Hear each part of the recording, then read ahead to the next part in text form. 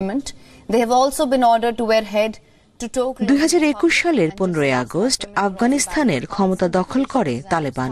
4 বছরের ক্ষমতায় ধারাবাহিকভাবে নানা বিধিনিষেধ জারি করছে তারা।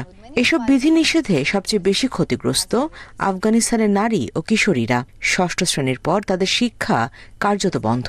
2024 সালের শেষ দিকে ধাত্রীবিদ্যা কোর্সও বাতিল করে তালেবান। বিশ্ববিদ্যালয়ে নারীদের অংশগ্রহণ সীমিত করার পর এবার বিশ্ববিদ্যালয়ে নারী লেখকদের বই নিষিদ্ধ করল তালেবান।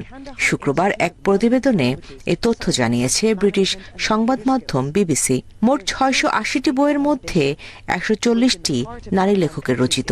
এগুলোকে শরিয়া ও সরকারি নীতির পরিপন্থী বলে চিহ্নিত করেছে তালেবান। ইরানি লেখক ও প্রকাশকদের বইগুলোকেও লক্ষ্যবস্তু করা হয়েছে।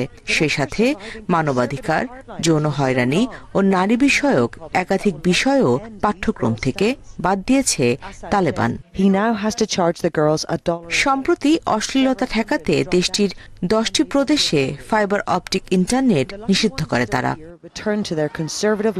যদিও আন্তর্জাতিক স্বীকৃতির জন্য নারীদের শিক্ষা ব্যবস্থার ওপর জোর দিতে তালেবান সরকারকে শর্ত দিয়েছিল যুক্তরাষ্ট্র সহ পশ্চিমা দেশগুলো, এরপরও শরিয়া আইনের দোহাই তুলে নারীদের ওপর একের পর এক নিষেধাজ্ঞা আরোপ করে যাচ্ছে তালেবান। নারীদের ওপর তালেবানের দমনপীড়নের ফলে আফগান প্রত্যাবর্তনকারীদের জন্য সাহায্য কেন্দ্র বন্ধ করতে বাধ্য হয়েছে জাতিসংঘ। 12 সেপ্টেম্বর 8টি সহায়তা কেন্দ্র বন্ধের ঘোষণা দেয় সংস্থাটি। Jane Ferguson, Al Jazeera, Kandahar, Afghanistan.